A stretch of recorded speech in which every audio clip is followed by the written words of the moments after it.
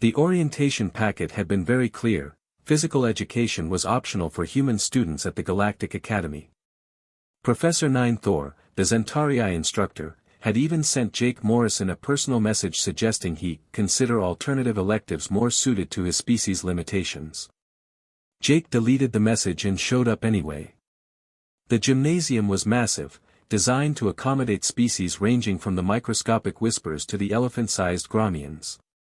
When Jake entered, 23 pairs of alien eyes turned to stare. A few gasps rippled through the crowd. One small, purple creature actually fainted. A human? Professor Ninethor's translator crackled. The professor resembled a mantis the size of a horse, with crystalline exoskeleton that refracted the gymnasium's lights into rainbow patterns. Mr. Morrison, I must protest. The liability forms alone. Already signed, Professor. Jake held up his datapad. My species specializes in signing things without reading them. It's basically our superpower. A nervous laugh echoed from somewhere in the back. Cree, one of the Avarian students, who became Jake's reluctant friend after a cafeteria incident involving Earth hot sauce and a dare. Professor Ninethor's mandibles clicked in. What Jake had learned was the Zentarii equivalent of a resigned sigh. Very well. But please, restrain yourself. The equipment is calibrated for normal species. The first exercise seemed simple enough: a vertical climb up a 50-meter wall using handholds that shifted and retracted randomly. The class average time was 8 minutes. The record, held by a Grommian named Thorsk, was 4 minutes and 30 seconds. Jake watched as his classmates attempted the wall. Most made it halfway before exhausting themselves.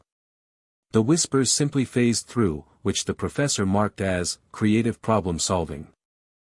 When Jake's turn came, he approached the wall casually, rolling his shoulders. The starting buzzer sounded. He was at the top in 90 seconds. The gymnasium went silent except for the proximity alarm blaring frantically. Apparently, the system thought the wall's safety protocols had malfunctioned because nothing should move that fast. How? Professor Ninethor stammered. Your muscle density readings are only marginally above average. Your oxygen processing is inefficient. Your homeworld's gravity is, the professor paused, consulting a datapad. Oh. Oh no. Yeah, Jake said, breathing only slightly harder than normal. Earth's gravity is about 1.3 times galactic standard. We're basically always wearing weighted training gear. The next event was worse. Or better. Depending on your perspective. The endurance run was a 20-kilometer course through variable terrain and environmental conditions. The record was held by a Threxian, a species known for their elastic, energy-storing tendons, at 2 hours and 12 minutes. Jake finished in 58 minutes, looking mildly bored. Do you have a water fountain? He asked. That was just a warm-up, right? Professor Ninethor had to sit down. Several students were frantically updating their betting pools. By the time they reached the strength assessment, word had spread. Students from other classes crowded the observation windows. Jake noticed that campus security had quietly stationed themselves near the exits. The strength test used a hydraulic resistance machine that adapted to each species' capabilities. The goal was to register your maximum output. The current record holder was Thorsk again, the Grommian, whose species had evolved to move tectonic plates during their mating displays. Jake sat at the machine, gripped the handles, and pushed. The machine's display flickered. Then showed an error message. Then started smoking. Impossible. Thorsk bellowed, pushing through the crowd. No creature your size could. Sorry about that, Jake said sheepishly. I probably should mention I do CrossFit back home. It's this Earth thing where we lift heavy objects repeatedly for fun.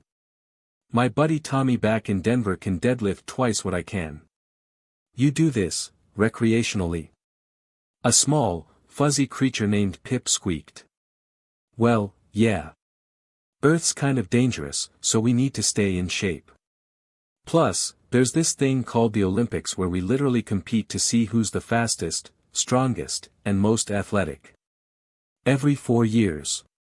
It's a whole thing. Professor Nine Thor was making rapid calculations on a datapad, mandibles clicking furiously.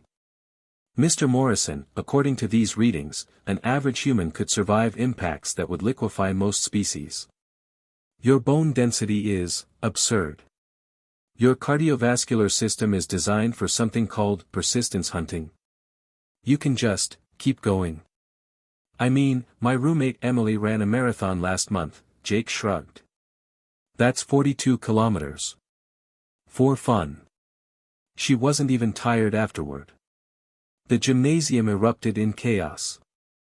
Half the students were terrified. The other half were flooding Jake with questions about Earth's Deathworld conditions, the predators, the diseases, the weather, the fact that humans regularly ingested toxins for pleasure. Kree flew down from his perch, iridescent feathers ruffled with excitement. Jake, my friend, I must ask, if you are merely average for a human, what are your warriors like?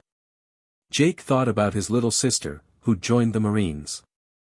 About his grandmother, who'd survived cancer twice and still ran a farm. About the firefighters, the athletes, the astronauts, the ordinary people who did extraordinary things every day on Earth. Honestly? Jake grinned. You probably don't want to know. Professor Nine Thor stood, composing himself. Class dismissed. Mr. Morrison, please remain. We need to discuss recalibrating everything. As the other students filed out, some in awe, others in terror, Jake heard Thorsk muttering to Pip, Deathworlders. Why did it have to be Deathworlders? Jake just smiled.